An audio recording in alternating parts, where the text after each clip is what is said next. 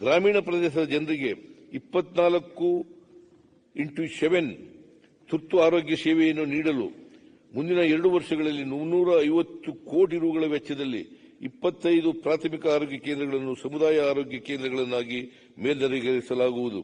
ಪ್ರಸಕ್ತ ಸಾಲಿನಲ್ಲಿ 15 ಸಮುದಾಯ ಆರೋಗ್ಯ ಕೇಂದ್ರಗಳನ್ನು ಮಾನವ ಸಂಪನ್ಮೂಲಗಳೊಂದಿಗೆ ಕಾರ್ಯಗತಗೊಳಿಸಲಾಗುವುದು.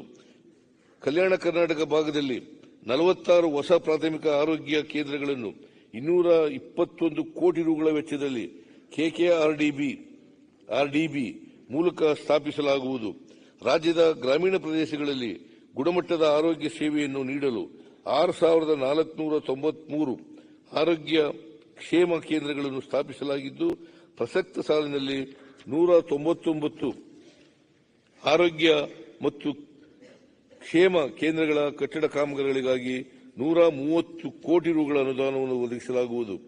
ಜಿಲ್ಲಾ ಆಸ್ಪತ್ರೆಗಳು ಮತ್ತು ವೈದ್ಯಕೀಯ ಕಾಲೇಜುಗಳಲ್ಲಿರುವ ಮಕ್ಕಳ ತಜ್ಞರು ಮತ್ತು ಕ್ರಿಟಿಕಲ್ ಕೇರ್ ಮೆಡಿಸಿನ್ ತಜ್ಞ ಮತ್ತಿತರ ತಜ್ಞ ವೈದ್ಯರುಗಳ ಸೇವೆಯನ್ನು ಐಸಿಯು ವ್ಯವಸ್ಥೆಯ ಮೂಲಕ ತಾಲೂಕು ಆಸ್ಪತ್ರೆಗಳಿಗೆ ಒದಗಿಸಲಾಗುವುದು. ಕ್ಯಾನ್ಸರ್ ರೋಗಿಗಳಿಗೆ ಚಿಕಿತ್ಸೆ ಮತ್ತು ನಿರಂತರ ಅನುಸರಣೆಗಾಗಿ ಬಹುತೇಕ ಜಿಲ್ಲೆಗಳಲ್ಲಿ ಕೀಮೋಥೆರಪಿ ಚಿಕಿತ್ಸಾ ಕೇಂದ್ರಗಳು ಲಭ್ಯವಿರದ ಕಾರಣ ಸರ್ಕಾರವು 20 ಕೋಟಿ ರು ವೆಚ್ಚದಲ್ಲಿ ಪ್ರತಿ ಜಿಲ್ಲೆಯಲ್ಲಿಯೂ ಒಂದು ಡೇ ಕೇರ್ ಕೀಮೋಥೆರಪಿ ಕೇಂದ್ರವನ್ನು ಸ್ಥಾಪಿಸಲಾಗುವುದು. ಮಹಿಳೆಯರಲ್ಲಿ ಹೆಚ್ಚುತ್ತಿರುವ ಸ್ತನ ಕ್ಯಾನ್ಸರ್ ಮತ್ತು ಗರ್ಭಕಂಠದ ಕ್ಯಾನ್ಸರ್ ಮತ್ತು ಪ್ರಾರಂಭಿಕ ಹಂತದಲ್ಲಿಯೇ ಪತ್ತೆ ಚಿಕಿತ್ಸೆ ನೀಡಲು 20 ಜಿಲ್ಲಾ ಆಸ್ಪತ್ರೆಗಳಲ್ಲಿ ಡಿಜಿಟಲ್ ಮೆಮೊಗ್ರಫಿ ಯಂತ್ರಗಳನ್ನು ಮತ್ತು ಕೆಸಿ ಜನರಲ್ ಆಸ್ಪತ್ರೆ ಬೆಂಗಳೂರು ಹಾಗೂ ಉಡುಪಿ, ಕೋಲಾರ ಮತ್ತು ದಾವಣಗೆರೆ ಜಿಲ್ಲಾ ಆಸ್ಪತ್ರೆಗಳಿಗೆ ಕಾಲ್ಪೋಸ್ಕೋಪಿ ಉಪಕರಣಗಳ ಖರೀದಿಗೆ ಒಟ್ಟಾರೆಯಾಗಿ 21 ಕೋಟಿ ರುಗಳ ಅನುದಾನ ಒದಗಿಸಲಾಗುವುದು. ಮುಂದಿನ 2 ವರ್ಷಗಳಲ್ಲಿ ರಾಜ್ಯದ ಎಲ್ಲಾ ತಾಲೂಕು ಆಸ್ಪತ್ರೆಗಳಿಗೆ ಹಬ್ ಅಂಡ್ ಸ್ಪೋಕ್ ಮಾದರಿಯಲ್ಲಿ ವಿಸ್ತರಿಸುವ ಮೂಲಕ ಸ್ಟೆಮಿ ತೀವ್ರ ಹೃದ್ರೋಗ ಚಿಕಿತ್ಸೆಯನ್ನು ಬಲಪಡಿಸಲಾಗುವುದು. ಇದಲ್ಲದೆ ಸ್ಟೆಮಿ ಮತ್ತು ಸ್ಟ್ರೋಕ್ ಚಿಕಿತ್ಸೆಗಾಗಿ ಥ್ರಂಬೋಲಿಟಿಕ್ ಔಷಧಗಳ ಸಂಗ್ರಹಣೆಗಾಗಿ 32 ಕೋಟಿ ರುಗಳನ್ನು ಒದಗಿಸಲಾಗುವುದು. ರಾಜ್ಯದ ಜಿಲ್ಲಾ ಆಸ್ಪತ್ರೆಗಳನ್ನು ಅಗ್ನಿ ಅವಘಡಗಳಿಂದ ರಕ್ಷಿಸಲು 13 ಜಿಲ್ಲಾ ಆಸ್ಪತ್ರೆಗಳಲ್ಲಿ ಅಗ್ನಿಶಾಮಕ ವ್ಯವಸ್ಥೆಯನ್ನು 6 ಕೋಟಿ ರುಗಳ ವೆಚ್ಚದಲ್ಲಿ ಅಳವಡಿಸಲಾಗುವುದು. 2025ರೊಳಗೆ ಕ್ಷಯ ರೋಗ ನಿರ್ಮೂಲನೆಗೊಳಿಸಲು ಪ್ರಾಥಮಿಕ ಆರೋಗ್ಯ ಕೇಂದ್ರಗಳಲ್ಲಿ ಕ್ಷಯ ರೋಗ ತಪಾಸಣೆಗಾಗಿ 87 ಟ್ರೂ ನ್ಯಾಟ್ ಮೆಷಿನ್ಸ್ಗಳನ್ನು ಖರೀದಿಸಲು 6 ಕೋಟಿ ರುಗಳ ಅನುದಾನವನ್ನು ಒದಗಿಸಲಾಗುವುದು.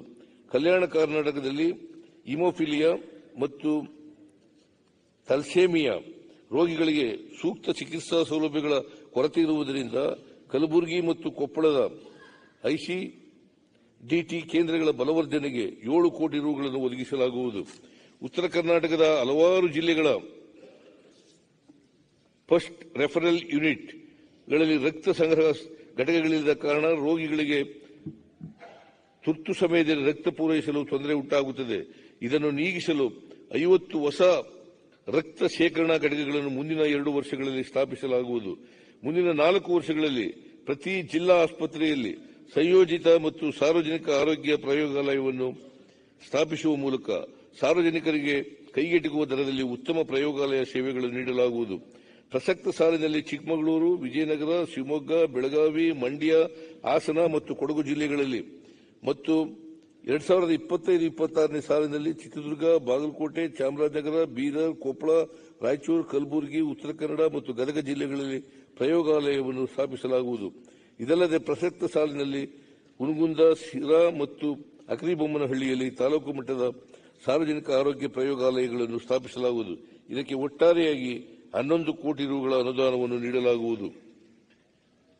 ಬೆಂಗಳೂರಿನಲ್ಲಿ ಬಡ ಜನತೆಗೆ ಉಚಿತ ಪ್ರಯೋಗಾಲಯ ಸೇವೆಯನ್ನು ಒದಗಿಸಲು ಹಬ್ ಅಂಡ್ ಸ್ಪೋಕ್ ಮಾದರಿಯಲ್ಲಿ 430 ಪ್ರಯೋಗಾಲಯಗಳ ಸ್ಥಾಪನೆಗೆ ಮುಂದಿನ 2 ವರ್ಷಗಳಲ್ಲಿ 20 ಕೋಟಿ ರುಗಳ ಅನುದಾನವನ್ನು ನೀಡಲಾಗುವುದು. ಮಧುಮೇಹ ನಿಯಂತ್ರಣಕ್ಕಾಗಿ ಸಾರ್ವಜನಿಕರಿಗೆ ಆಯುಷ್ ಚಿಕಿತ್ಸೆ ನೀಡಲು ರಾಜ್ಯದ 4 ವಿಭಾಗಗಳಲ್ಲಿ ತಲಾ ಒಂದು ಆಯುರ್ವೇದ ಮಧುಮೇಹ ಘಟಕವನ್ನು ಸ್ಥಾಪಿಸಲಾಗುವುದು. ಕೋವಿಡ್-19 ಸಾಂಕ್ರಾಮಿಕ ರೋಗದ ನಿರ್ವಹಣೆ ಹಾಗೂ ತಡೆಗಟ್ಟುವಿಕೆ ಸಂಬಂಧವಾಗಿ 2021ರಲ್ಲಿ ಸಾರ್ವಜನಿಕ ಲೆಕ್ಕಪತ್ರ ಸಮಿತಿಯ ನೀಡಿರುವ ವರದಿಯಲ್ಲಿನ ಗಂಭೀರವಾದ ಆರೋಪಗಳ ಬಗ್ಗೆ ನ್ಯಾಯಾಂಗ ತನಿಖೆ ನಡೆಸಲು ವಿಚಾರಣಾ ಆಯೋಗವನ್ನು ನೇಮಿಸಿದೆ. ಆಯೋಗವು ನೀಡುವ ವರದಿಯನ್ನಾಧರಿಸಿ ಅಗತ್ಯ ಕ್ರಮ ಕೈಗೊಳ್ಳಲಾಗುವುದು. ವೈದ್ಯಕೀಯ ಶಿಕ್ಷಣ.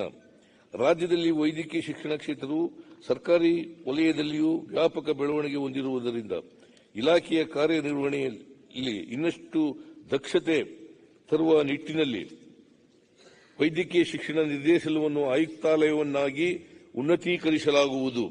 24-25ನೇ ಸಾಲಿನಲ್ಲಿ ವೈದ್ಯಕೀಯ ಕಾಲೇಜುಗಳ ನಿರ್ಮಾಣ ಮತ್ತು ಉಪಕರಣಗಳ ಖರೀದಿಗಾಗಿ 400 ಕೋಟಿ ರುಗಳ ಅನುದಾನವನ್ನು ಹಾಗೂ ಸೂಪರ್ ಸ್ಪೆಷಾಲಿಟಿ ಆಸ್ಪತ್ರೆಗಳ ನಿರ್ಮಾಣಕ್ಕಾಗಿ 130 ಕೋಟಿ ರುಗಳ ಅನುದಾನವನ್ನು ಒದಗಿಸಲಾಗುವುದು.